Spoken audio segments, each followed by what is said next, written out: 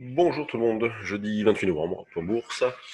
Les marchés sont terribles, vous voyez, parce que cette nuit, Donald Trump a promulgué une loi en soutien des manifestants à Hong Kong, ce qui fait que on s'éloigne un petit peu quand même d'avancées concernant les négociations commerciales à États-Unis-Chine.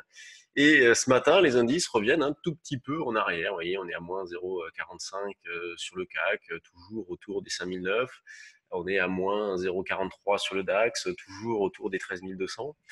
Euh, donc les marchés prennent vraiment que le positif à chaque fois, ils sont toujours portés par énormément d'espoir. Et c'est là où il faut rester technique quand on aborde les marchés, que si vous commencez à faire un petit peu de fondamental, je pense sincèrement que vous êtes foutu. Euh, le bon sens ne suffit pas sur les marchés, donc on peut avoir un avis, bien évidemment, sur la suite des événements concernant l'évolution de l'économie, des négociations, du Brexit, tout ça. Mais il faut savoir, je pense, le mettre de côté lorsqu'on intervient sur les marchés. Donc nous, on continue à travailler principalement à l'achat, donc surtout en poudre synthétique, c'est vrai. Et vous voyez, ce qui s'est passé hier va une nouvelle fois dans le sens de ce qu'on vous dit depuis pas mal de temps. Alors je sais que je l'ai déjà dit, je crois, hier pendant le point bourse, mais c'est quand même important à signaler. Un marché qui a changé de psychologie, où précédemment, ça n'arrêtait pas de monter, on avait très peu de retracements, et donc depuis la semaine dernière, on vous dit non, tiens, on détecte un petit changement de phase. Vous voyez, on n'est plus avec cette pression maximum sur les vendeurs. C'est un petit peu différent. Hier, on a eu donc l'illustration avec cette baisse de 25 points qui nous a permis d'acheter. Vous voyez, moi en temps réel, j'ai acheté à 5916, j'ai revendu à 5940, c'est magnifique. Et donc ce matin, eh bien, on essaye d'acheter vers 5875,80. Vous voyez, la consigne qu'on avait envoyée un petit peu ce matin, c'était bon, ben, si le marché part à la hausse en premier, on verra pour acheter, pour acheter le plus proche possible de 900, 905. Si ça part à la baisse, on va pas se précipiter, on va essayer de guetter 75,80. Donc pour l'instant, on reste dans cette philosophie-là. Vous pouvez acheter des turbocalls, oui, c'est s'adapter, je pense, à la situation, avec des barrières de désactivation qui ne peuvent pas être proches. Avant 5820, c'est pas la peine, ça ne sert absolument à rien.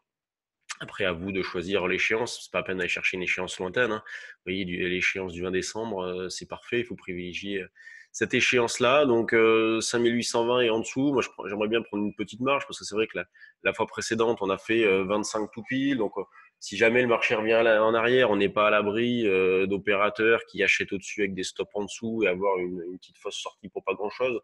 Donc, vous pouvez prendre de la marge et aller chercher, par exemple, sous du 5008 à acheter donc vers 75,80 comme niveau, on va dire, proche d'intervention. Le DAX, lui, eh bien, hier, on a fait l'écart. Hein, je vous disais, on essayait d'acheter sur 13 205,10. C'est la consigne que nous avions envoyée. On a fait 13 et puis derrière, on a fait un double top parfait avec la nuit du mardi.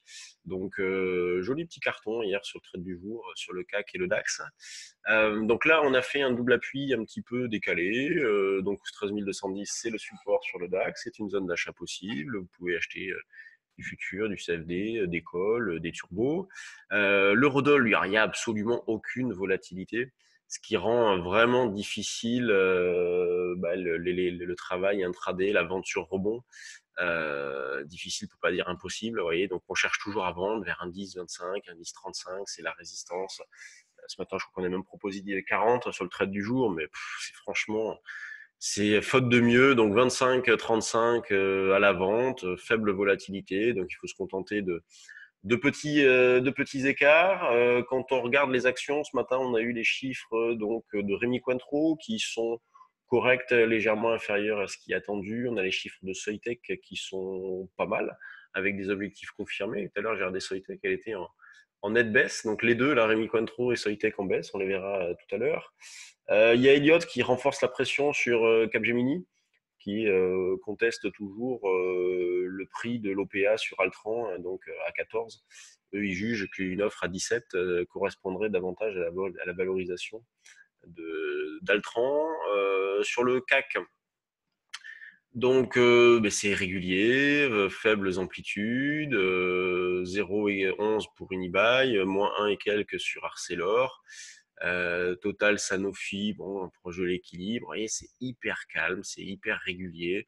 Regardez le volume, il n'y a rien, 110 millions. Donc on a un marché qui continue de bouger dans le vide, donc qui cale, hein, on le voit bien, hein, 5950, on cale. Pour l'instant, il n'y a pas de signal, on va dire, de baisse forte à court terme. Mais on peut, voilà, nous on travaille en poudre synthétique, je le répète, on peut acheter des poutres, pourquoi pas sur une échéance un petit peu lointaine, genre début d'année prochaine, premier trimestre de l'année prochaine, pourquoi pas, vous voyez, si vous considérez qu'à un moment donné le marché devrait revenir un petit peu en arrière, et bien faites-le par ce biais-là, plutôt que vous mettre vendeur bêtement et ensuite de pas savoir trop comment le gérer. Donc c'est hyper régulier. Dans les screeners, il y a pas mal de valeurs qui bougent en ce moment. Vous voyez, alors c'est sûr, comme on est en méfiant, bon, on hésite un petit peu, ce qui fait qu'on rate des choses, mais vous avez Atari ce matin qui est pas mal, enfin qui est pas mal depuis plusieurs jours, avec une hausse qui se fait par palier. Bon, G6 il se passe pas grand-chose, EOS qui est bien, hein, vous voyez, s'il y a de l'achat par là, forte progression derrière. Virbac aussi est pas mal. Ce matin, j'ai proposé 2 valeurs sur le trade du jour action. Il y a Tessie qui a annoncé une augmentation de capital sans DPS, donc soit sans droit préférentiel de souscription, pardon. Bon, elle est en hausse de 1 et quelques. Rémi Cointreau, on en parlait tout à l'heure, elle est en baisse de 1,33, c'est pas bien méchant. Soitec en repli aussi. LDC qui revient en arrière. Donc, il y a quand même des touches sur les valeurs, il faut aller vite pour le coup, faut être très dynamique.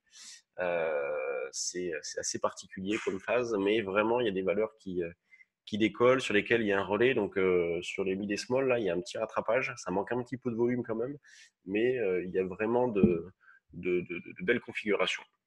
Bon, ben moi je vous laisse. On se retrouve demain pour un nouveau point de bourse. Semaine prochaine, lundi, mardi, on fait une formation d'initiation trading si vous avez de l'intérêt.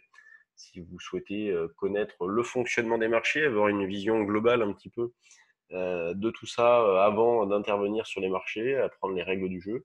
Hier, on a fait un stage action où justement on posait un petit peu les bases du fonctionnement du marché des actions avec toutes les spécificités, tout ce qui est OST, donc opération sur titre, du type augmentation de capital, le SRD, et puis bien évidemment notre méthode d'intervention. Donc c'était hier, on en refera donc l'année prochaine, prochaine session l'année prochaine sur les actions, et puis initiation lundi, mardi prochain, et puis en décembre, je sais plus quand, enfin stage futur, donc 3 jours à Paris.